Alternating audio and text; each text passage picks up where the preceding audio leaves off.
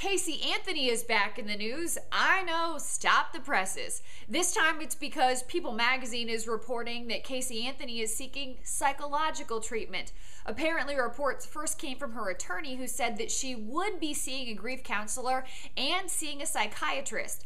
And now a separate source is saying that she's already started to see the grief counselor and will be seeing the psychiatrist.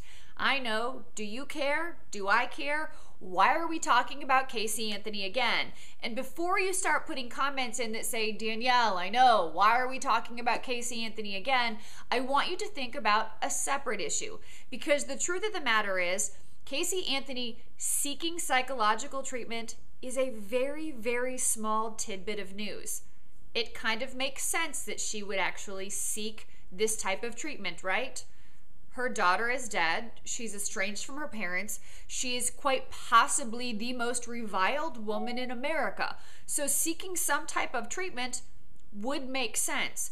The question is, why is this information being released? Is it supposed to make her a sympathetic character? Does it make her a sympathetic character?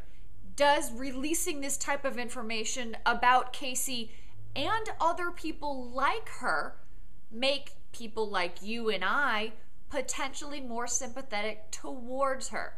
There is a pretty good potential that Casey Anthony is going to be around for a pretty long time, and she's going to continue showing up in the news with little bits of information like this, because really and truly, it's not a shocker that she's seeking some type of assistance.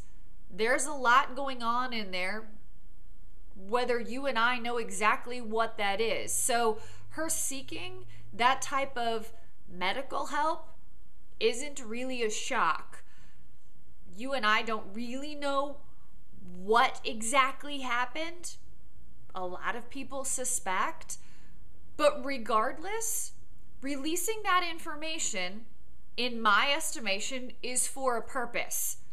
Does that purpose make you more sympathetic to her and to people like her? Does it serve the potential purpose that I suspect it's there for? Is it possible for people like Casey Anthony, who have such hatred directed towards them, to become sympathetic characters eventually, or potentially less reviled than they are right now? That's the real question for me. The real question isn't, why are we talking about Casey Anthony again? And hey, guess what? Casey Anthony's still in the news. It's the greater question about whether or not there is the possibility that someone like Casey Anthony can eventually become a less than hated character in our society. I would love for you to answer that question in the comments, if you wouldn't mind.